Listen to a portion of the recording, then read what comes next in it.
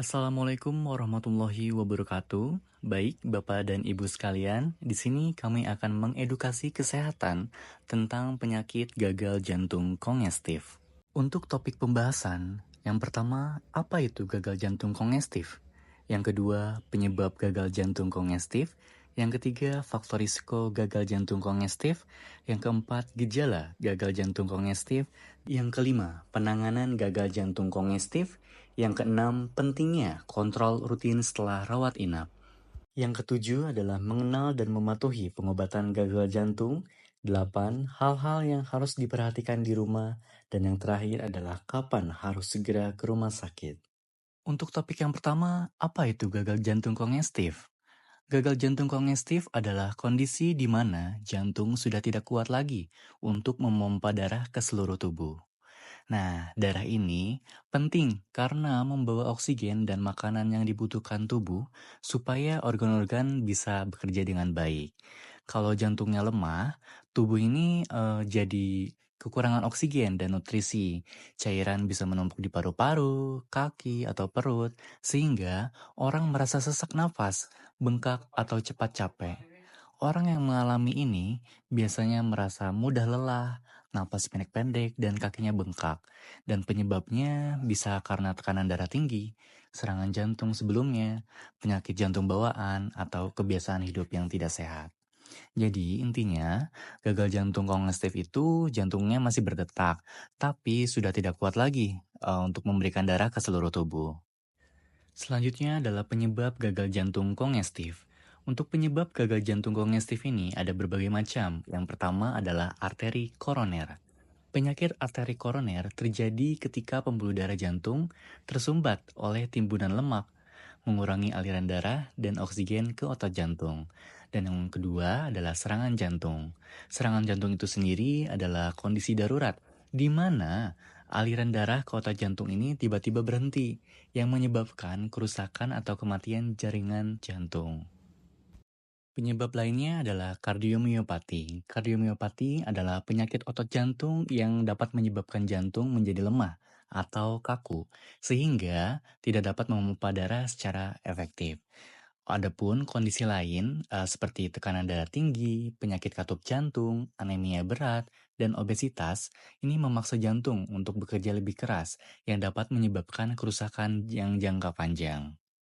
Selanjutnya adalah faktor risiko gagal jantung kongestif. Yang pertama adalah merokok dan alkohol yang dapat merusak pembuluh darah dan otot jantung. Yang kedua adalah obesitas yang dapat membebani kerja jantung karena tubuh terlalu berat. Yang ketiga adalah kurangnya olahraga yang dapat melemahkan kekuatan jantung dan sirkulasi darah. Yang keempat adalah penyakit hipertensi yang berupa tekanan darah tinggi yang dapat memaksa jantung bekerja lebih keras. Yang kelima adalah penyakit DM, diabetes mellitus, merusak pembuluh darah dan memperburuk fungsi jantung. Dan yang terakhir adalah gangguan ginjal, membuat cairan menumpuk dan menambah beban kerja jantung. Selanjutnya adalah gejala gagal jantung kongestif. Yang pertama, kelebihan cairan di tubuh. Cairan ini bisa menumpuk di pergelangan tangan, kaki, tungkai, atau perut, sehingga bagian tubuh itu akan menjadi bengkak. Yang kedua adalah batuk, mengi, dan sesak nafas. Cairan yang menumpuk di paru-paru bisa membuat orang jadi batuk terus-menerus, napas berbunyi mengi, atau merasa sesak terutama pada saat berbaring. Yang ketiga adalah berat badan naik tanpa sebab yang jelas. Cairan yang menumpuk juga bisa membuat berat badan bertambah, bukan karena makan banyak, tetapi karena tubuh menyimpan air. Yang keempat adalah mudah lelah.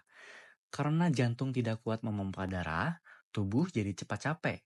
Bahkan hanya untuk aktivitas ringan seperti jalan atau naik tangga. Yang kelima adalah denyut jantung lebih cepat.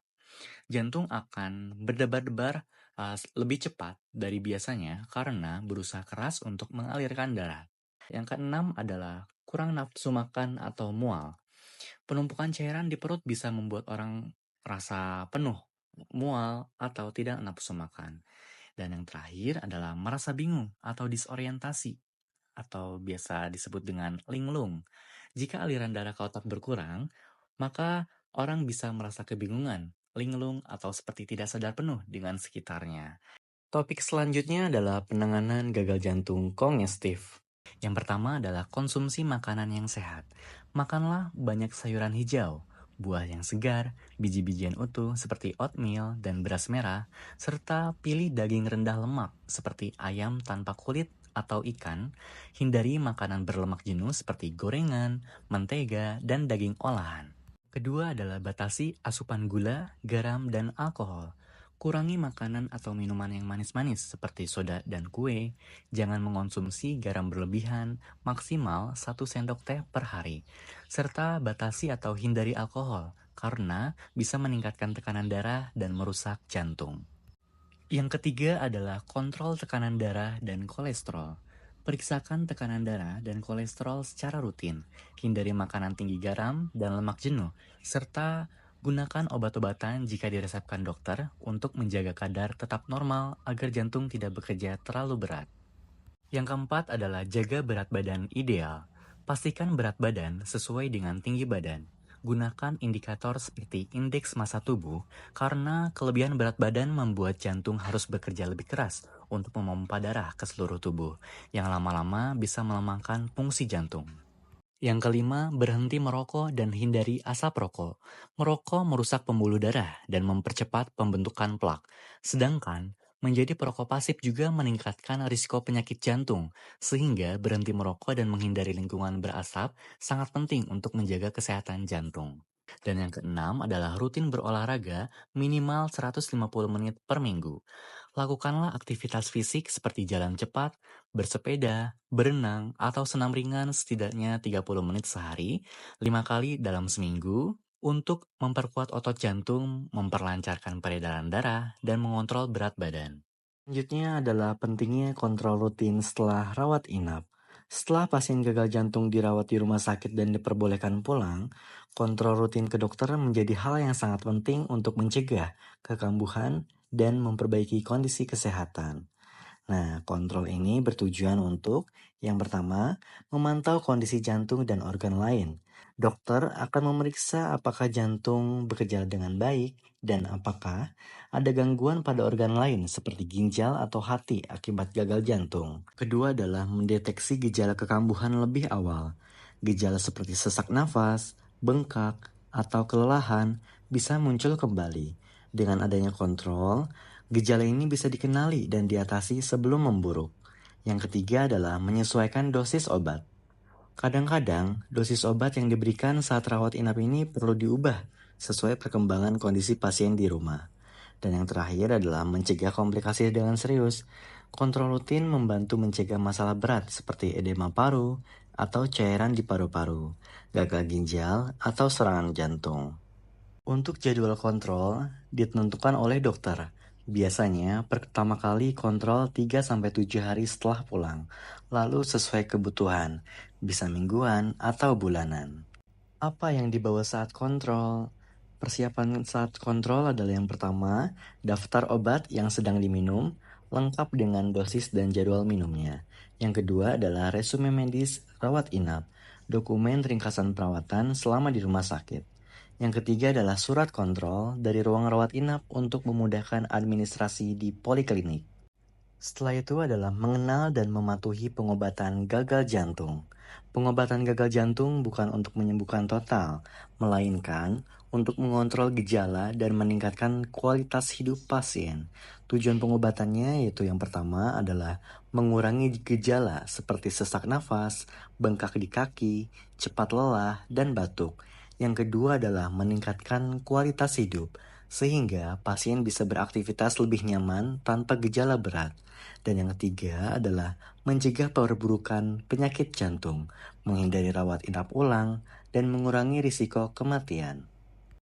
Topik selanjutnya adalah hal-hal yang harus diperhatikan di rumah. Setelah pulang ke rumah, pasien harus melakukan perubahan gaya hidup dan perawatan mandiri, yaitu yang pertama adalah minum obat teratur. Jangan melewatkan dosis. Obat ini harus diminum tepat waktu dan sesuai aturan. Yang kedua adalah timbang berat badan setiap pagi. Dilakukan setelah buang air kecil dan sebelum sarapan.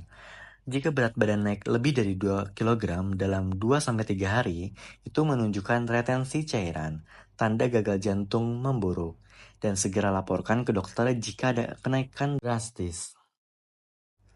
Yang ketiga adalah pantau gejala.